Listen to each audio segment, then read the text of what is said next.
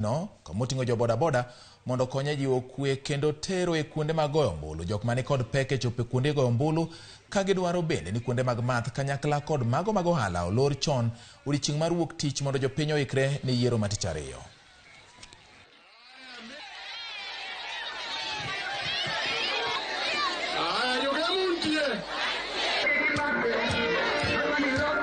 The presidency is a sign of unity, and nobody should be allowed to insult the presidency because it's a symbol that unites us as a people of the Republic of Kenya.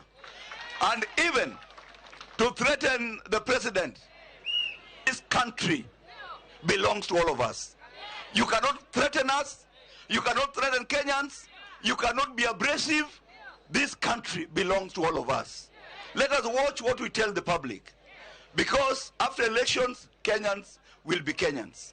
People do game, let us have a peaceful election. Elections will come and go, but game will remain united, because game is one of the best constituencies in the Republic of Kenya. Tunawaomba wahudumu wa bodaboda siku hiyo watusaidie kusafirisha watu kwa kila kituo cha kupigia kura. Wale wako na magari ya kibinafsi pia mtusaidie kusafirisha wapiga kura.